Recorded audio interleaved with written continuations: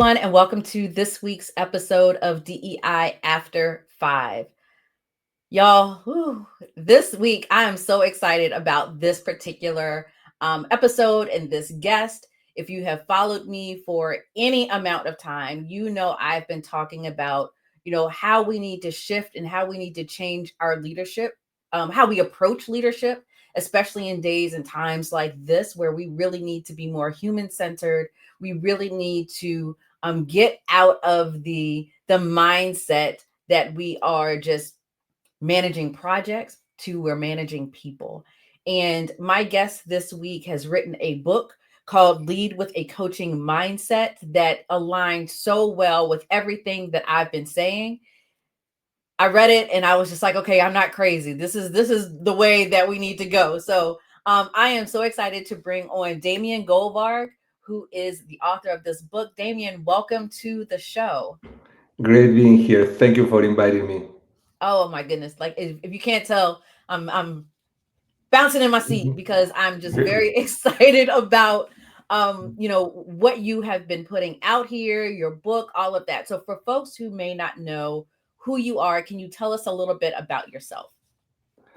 Well, my background originally is as a clinical psychologist first. I am originally from Argentina. I moved to the US in 90, so it's going to be 36 years. And I went back to school and I got a master's in counseling and my license as a therapist. And then back to school and I got my master's and PhD in organizational psychology. So I have been doing organizational and leadership development work for almost 30 years now. And I have been training leaders worldwide on leadership and coaching skills for almost 25 years, or even a little bit more, since 2000. So it's a passion of mine. I love teaching, training, coaching. This is what I have been doing worldwide. I worked for 10 years for a company called Personnel Decisions International, and they sent me all over the world to do trainings in English and Spanish. And as a result of that, I wrote this book that shares some of the work that I have been doing, what I have been teaching for many years. And it's an intersection of leadership development and coaching. I have also been very involved in the coaching arena. I have been training coaches for 15 years. I was the global president of the International Coaching Federation for 2 years. And so I have been very involved in that field. So I am using the ICF, International Coach Federation coaching framework applied to leadership. So how leaders can be more coach-like, doing exactly what you were saying, that I believe that when leaders are more coach-like, they are a magnet for talent, they create better work environment, people are happier, more satisfied, and I do believe that we create better job places for everyone. And if people go to work and they are happy in their lives, they make stronger families, stronger teams, stronger organizations, and a nicer society for all of us. So I think at the end we share that commitment to make this a better world for everybody. So this is what my intention with this book. Oh my goodness. Yes. All of yes. I love it. One of the things that, and I've shared this several times with my audience, back in 2020, I started doing work with, I'm not sure if you're familiar with Tim Teriyaki and Maslow Center for Leadership. He's now with Strategy Inc. But when he was had the Maslow Center, they had done some research around the post-pandemic workplace.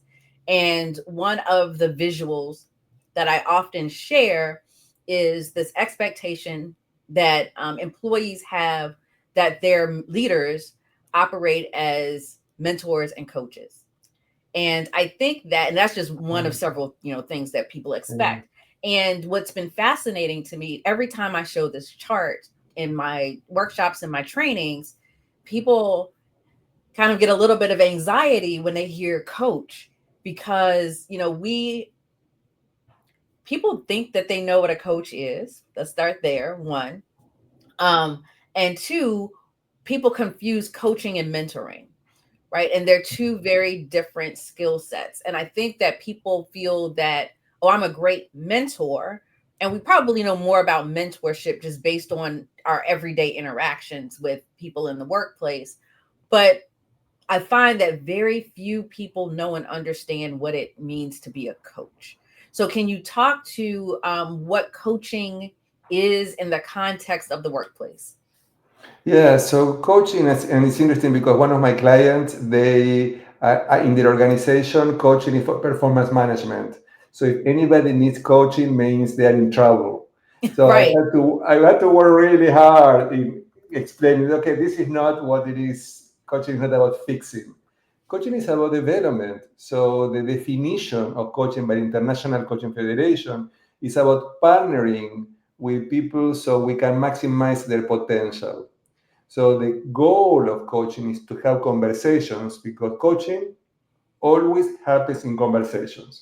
So Mm-hmm. having conversations where we can challenge people, support them so they can maximize their potential, they can stretch themselves, they can go to the next level, they can prepare for future challenges.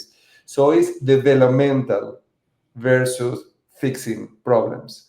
Yeah. So many times people think about coaching, okay, there is a problem, let's call a coach. No. Coaching is about developing people, having conversation, making people think. That's the reason why I love coaching, because it's not about giving advice. So when I'm coaching people, and I have been doing that for years, it's not about telling them what to do, even though many times people want that. Many times people want to be told what to do, but it's Yes. not my job. My job is more difficult because I have a PhD in organizational psychology. I have been training leaders for many years. I have a lot to say. I have that book for that. Okay. Right. So, but when I am in conversations with you, I am not going to tell you what to do. I am going to make you think. I am going to support you so you can come up with your own solutions. So you can develop the muscle to see, okay, what are your resources? What have you done in the past? Or what can you create that will help you in the future? So coaching is about supporting you to develop yourself. Doesn't matter how much experience you have. I have my own coach. We all need to keep learning. We all have blind spots. So it's about being willing to say, okay, what are my blind spots? How I can be even better? And you know what? It's not that we have a problem. It's about don't matter how effective we're human beings. We do have blind spots. Let's Yes. look at there. Let's look what we're not seeing so we can be more effective. And at the end of the day, it's not about only efficiency, it's about relationships because many times sooner or later we have some challenges with people and we wonder we may have not been seeing something. So my favorite coaching question is asking to my coach. And by the way, I got everybody in my family to go through coaching training because I believe that are skills for life. They When you are are. Absolutely. when you're good at listening, when you're good at asking questions, when you're good at being present, this is all that is required when you're coaching. You need to be present, you need to build trust, you need to listen, ask questions, create awareness. When you do all of these, you have better relationships. So at the end of the day, coaching helps you to have better relationships. Yes. Oh my goodness.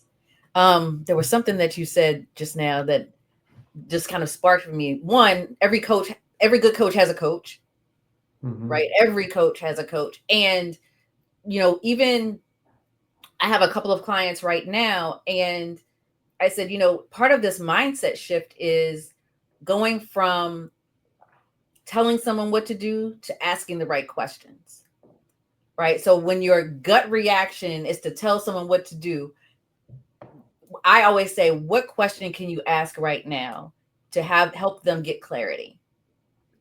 Right. And so it causes them to pause and think about, okay, let me not tell you how I would fix this, but get this other person to think about what are my options. Right. And so that and you're just guiding them through this process. So it's so critical in knowing how to ask the right questions, but also changing your mindset to, and I tell leaders this all the time, you don't always have to have all the answers. No. And as coaches, we don't have all the answers. And I think that for many, excuse me, and I have, my ICF certification. We'll talk about that offline because I still need to continue. I need to Okay. get past this ACC. I mean, I have my ACC, but I get it past that. Is how do we shift our mindsets so that we take that pressure off of ourselves to be the end all be all know all? right. Well, And this is one of this is with my coaching clients. This is one of my favorite topics: is how to co-create and how to make decisions where you yeah, collaborate and partner with others. So many times people come to me and I say, and my clients say, "Oh, I don't know what to do."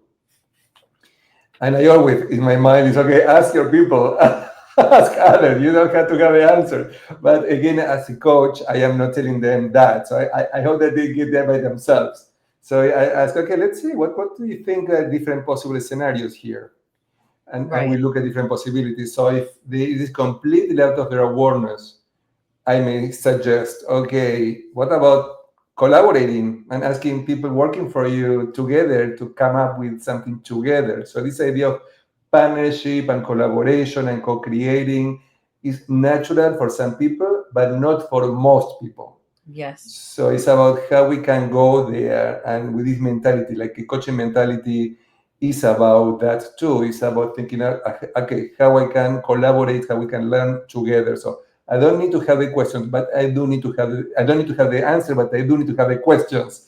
So here Yes. it is. How effective? I asked you, how effective are you at asking questions? Are you good at asking questions?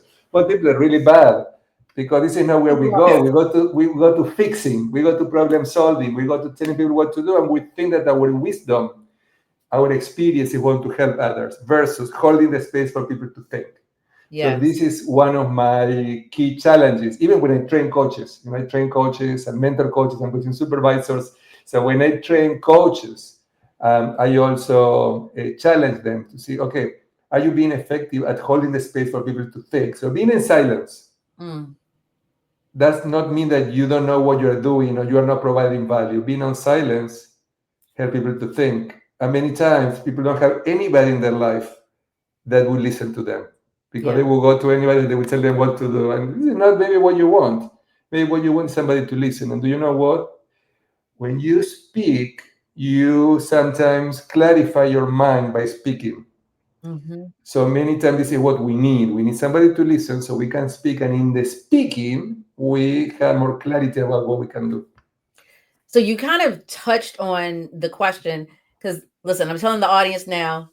I told Damien earlier. Usually, I just come off the top of my head with questions. I came with questions written down for this, and so one of the things that I, was thinking about in your Mhm. book was, we've talked about this coaching mindset, but so much of the corporate space and the corporate mindset has been built into exactly what you're saying, right? Having the answers, knowing the answers. How do leaders start to make that shift? How do they start to, as I say sometimes, get out of our own way Mhm. to provide that space for people to be able to think out loud?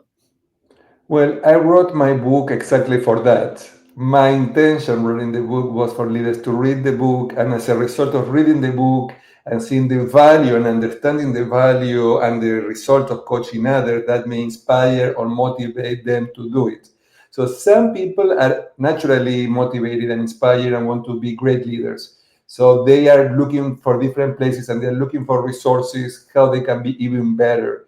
So for this population, the book can be the solution. The challenge, and I found that with some clients that maybe have been referred and they may are not very interested in their own development and they're afraid of looking in the mirror. So Mm, this is more challenging because if they are not ready, if they don't have that openness to go there, it's more challenging to bring them to get into this mindset. So then the possibility, sometimes training helps, sometimes going through a training, sometimes listening this space. Maybe yeah. not reading the book, but if they're listening to us, maybe by listening to us, that might inspire them to do it. You can invite them to look into that. At the end of the day, it's their decision. But I don't give up. I never give up. I always keep thinking, like, read my book, listen to the podcast. I also have a podcast on leadership issues that I will invite you to listen to because about the book too. So we go over the book and over the chapters. And I think that you may find that interesting too. So it's like what you do is with the podcast, you share your message. Mm, Some people may listen and may wonder and may shift. So for that shift to happen, people need to be exposed to absolutely. podcasts, to books. But if they are not sometimes, you're preaching to the choir. It's like I say that many times. I train leaders in organizations, and these programs are optional. So the Yeah. people who are coming are the people who are already doing some of Already that. get it. But the people Right. who need it the most, they are oblivious. It's not in their awareness. They don't realize Yeah. that they are missing something. They think that they don't need it. So sometimes it is a little frustrating, but Yeah. we do our best.